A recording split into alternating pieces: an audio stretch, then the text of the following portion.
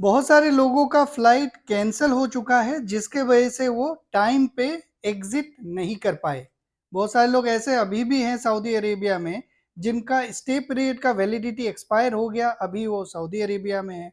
जब से ये इंस्ट्रक्शन आया है कि एक्सपायर्ड वाले लोग भी 18 अप्रैल से पहले पहले जा सकते हैं बिना किसी पेनल्टी का, बिना किसी फाइन का। लेकिन तभी भी कहीं न कहीं लोगों में डर है कि वो एयरपोर्ट जाएँगे और वहाँ पे उनको रोक दिया जाएगा, उनको पेनल्टी देना पड़ेगा। तो ये सारे सवाल हैं। आज के इस वीडियो में मैं आपको बताऊँगा कि कैसे आप इस चीज़ को वैलिडेट कर सकते हैं कि आपके बॉर्डर नंबर के ऊपर, आपके वीज़ा के ऊपर, आपके पासपोर्ट के ऊपर कोई पेनल्टी इम्पोज़ करा गया है या नहीं। वीडियो को आप कंप्लीट देखिएगा। ये एक इन्फॉर्मेटिव वीडियो है जहाँ पे आपको ये चीज़ पता चलेगा, कभी भी आप चेक कर सकते हैं अपने आप। आज के इस वीडियो में मैं आपको कुछ बातें बताऊँगा, क्या-क्या बताने वाला हूँ पहले बता देता हूँ। जो जवाजात का एक इंस्ट्रक्शन आया था, उसको थोड़ा-सा देखेंगे कि क्या बताया था उन्होंने, एक बार रिकैप करेंगे, रिफ्रेश करेंगे। बाकी मुकीम में एक एप्लीकेंट का डिटेल चेक करेंगे कि उनका मुकीम में स्टे पीरियड क्या दिखा रहा है।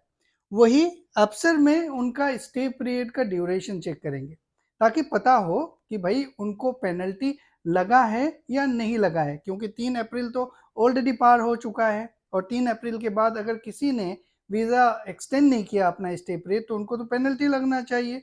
ये लोग बता रहे हैं तो उसको देखेंगे।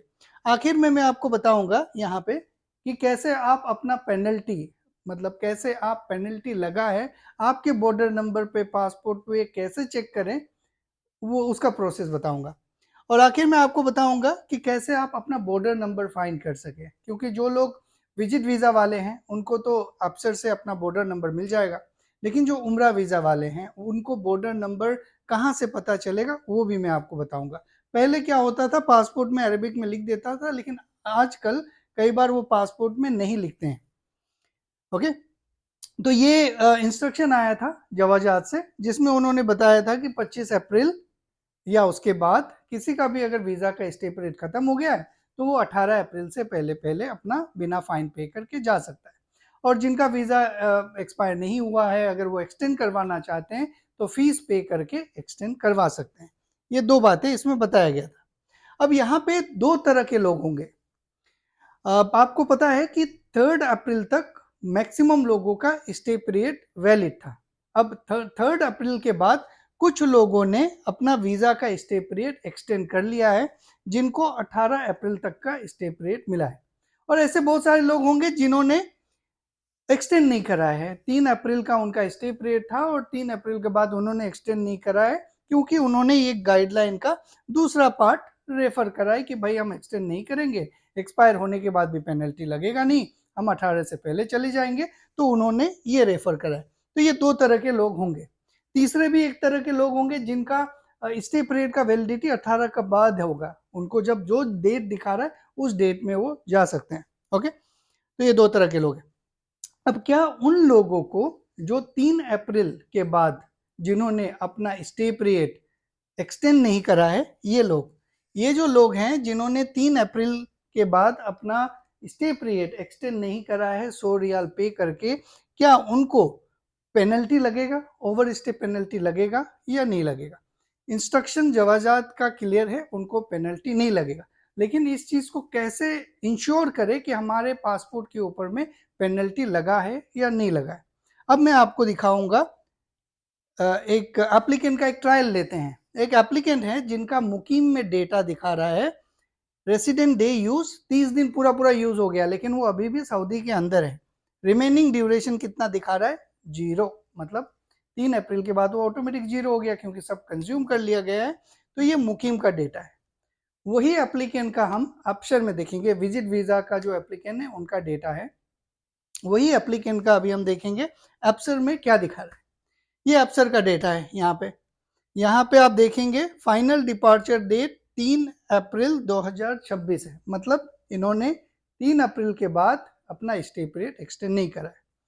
अब 3 अप्रैल के बाद इन्होंने एक्सटेंड नहीं करा है और आज जब मैं ये वीडियो रिकॉर्ड कर रहा हूँ ये 7 अप्रैल है।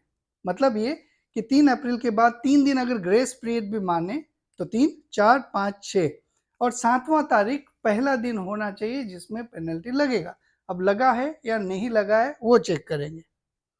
ओके, अब सवाल ये उठता है कि पेनल्टी लगा नहीं लगा कैसे चेक करें? ध्यान से आप समझिएगा। ओके, यहाँ पे एक वेबसाइट है ईफा नाम का, EFAA.SA। आप कोई भी लोग जो सऊदी में इसे विदाउट लॉगिन और रजिस्ट्रेशन एक्सेस कर सकते हैं। उनको आप वहाँ पे ओपन कीजिएगा। यहाँ पे आपको वायलेशन का इंक्वायरी आ जाएगा। जहाँ पे आप इंडिविजुअल में क्लिक कीजिए, यहाँ पे आपको बॉर्डर नंबर, अगर आपके पास इकामा है तो इकामा नंबर, लेकिन हम यहाँ पे विजिटर्स की बात कर रहे हैं, जिन जो विजिटर्स हैं, विजिट वीज़ा वाले या उम्रा वीज़ा या टूरिस्ट वीज़ा, जो उनका बात कर रहे हैं, तो उनको क्या चाहिए? बॉर्डर नंबर एंटर करना है। अब विजिट वीज़ा वालों का जो बॉर्डर नंबर है वो तो अफसर से आप निकाल सकते हैं। जैसे कि यहाँ पे ये विजिट वीज़ा वाला का मुकीम, सॉरी, आप जब अफसर में देखेंगे तो यहाँ पे बॉर्डर नंबर लिखा हुआ रहता है, तो वहाँ से आप कॉपी कर सकते हैं। लेकिन वही जो उम्रा वीज़ा वाला है उनको क्या करना है? उनको बॉर्डर नंबर फाइंड करना पड़ता है। वो कैसे करना है वो भी मैं आपको बताऊंगा। फिलहाल जो विजिटर्स हैं वो अपना बॉर्डर नंबर यहाँ लिखेंगे और यहाँ पे अपना डेट ऑफ बर्थ लिखेंगे। डेट ऑफ बर्थ यहाँ पे क्लिक करेंगे तो ड्रॉप डाउन एक कैलेंडर निकलेगा और इंक्वायरी में क्लिक कर देंगे। अब मैंने ये चेक क्या किया, बिफोर एंड आफ्टर। मान लीजिए 6 तारीख को मैंने चेक किया जब वो ग्रेस पीरियड के ड्यूरेशन में थे, तब मैंने चेक करा तो यहाँ पे लिख के आ रहा है you don't have unpaid violation. कब चेक करा मैंने? 6 तारीख को। 6 तारीख कब आ रहा था? ग्रेस पीरियड के अंदर आ रहा था। यहाँ पे अगर आप देखेंगे तो 6 अप्रैल 2026 को मैंने चेक किया तो यहाँ पे नहीं आ रहा। अब 6 तारीख को उनका ग्रेस पीरियड खत्म हो रहा है। ओके, ये 6 तारीख को उनका ग्रेस पीरियड खत्म हो रहा है। फिर मैंने 7 तारीख को चेक किया। यहाँ पे अगर आप देखेंगे 7 तारीख को मैंने चेक किया तो यहाँ पे भी फिर वही आ रहा है कि you don't have unpaid violation. Okay, ठीक है, तो उनका कोई वायलेशन नहीं है, अनपेड वायलेशन नहीं है, अनपेड पेनल्टी नहीं है, ओवर स्टे का कोई पेनल्टी नहीं है। तो इससे ये एविडेंट होता है। अब बहुत सारे ऐसे लोग हैं जिनके जो उम्रा वीज़ा में आए हैं, उनको अपना बॉर्डर नंबर नहीं पता, उनके पासपोर्ट में नहीं लिखा हुआ है, तो कैसे फाइंड आउट करेंगे?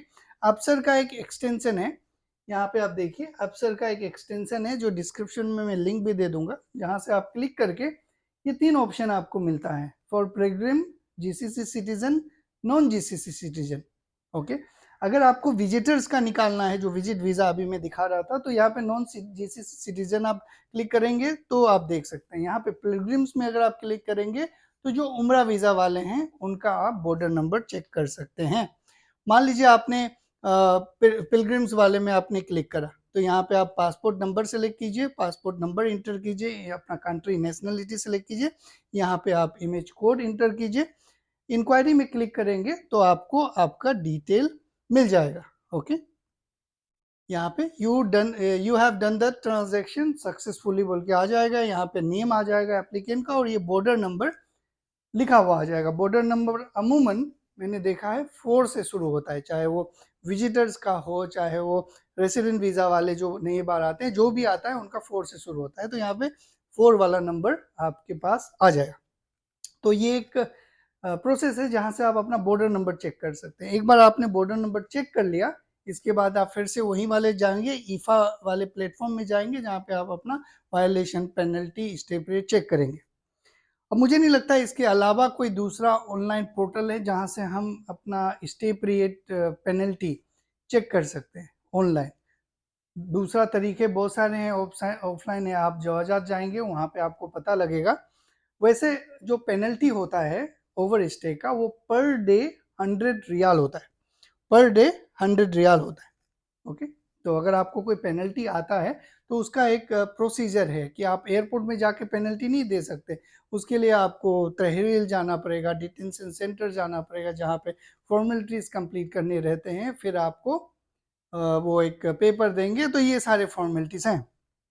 आप लोग अगर 18 या उससे पहले एग्जिट हो जाते हैं तो कोई पेनल्टी नहीं लगेगा, क्योंकि जो जवाजात का इंस्ट्रक्शन है वो बहुत ही क्लियर है।